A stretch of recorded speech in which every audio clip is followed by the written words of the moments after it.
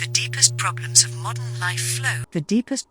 modern life flow from the attempt of the individual to maintain the independence and individuality of his existence against the sovereign powers of society, against the weight of the historical heritage and the external culture and technique of life.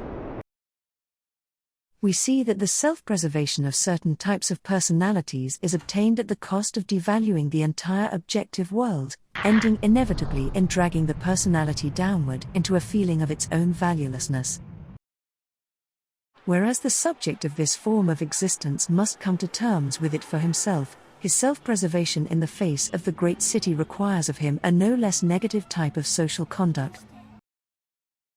The mental attitude of the people of the metropolis to one another may be designated formally as one of reserve. If the unceasing external contact of numbers of persons in the city should be met by the same number of inner reactions as in the small town, in which one knows almost every person he meets and to each of whom he has a positive relationship, one would be completely atomized internally and would fall into an unthinkable mental condition. Partly this psychological circumstance and partly the privilege of suspicion which we have in the face of the elements of metropolitan life, which are constantly touching one another in fleeting contact, necessitates in us that reserve, in consequence of which we do not know by sight neighbors of years' standing and which permits us to appear to small-town folk so often as cold and uncongenial. Indeed, if I am not mistaken, the inner side of this external reserve is not only indifference but more frequently than we believe, it is a slight aversion, a mutual strangeness and repulsion which, in a close contact which has arisen any way whatever, can break out into hatred and conflict. From these two typical dangers of metropolitan life we are saved by antipathy, which is the latent adumbration of actual antagonism, since it brings about the sort of distantiation and deflection without which this type of life could not be carried on at all. Its extent and its mixture, the rhythm of its emergence and disappearance, the forms in which it is adequate, these constitute, with the simplified motives, in the narrower sense, an inseparable totality of the form of metropolitan life. What appears here directly as dissociation is in reality only one of the elementary forms of socialization.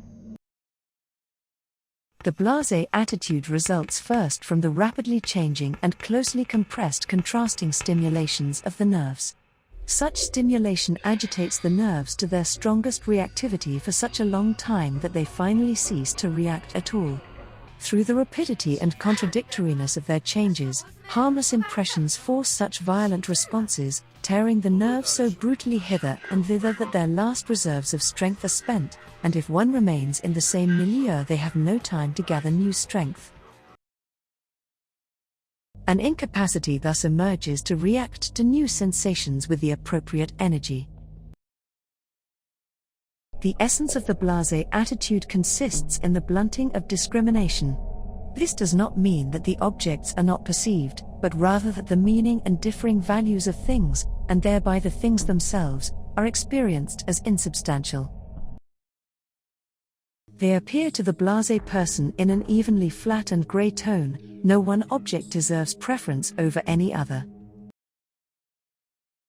A person does not end with the limits of his physical body or with the area to which his physical activity is immediately confined, but embraces, rather, the totality of meaningful effects which emanates from him temporally and spatially.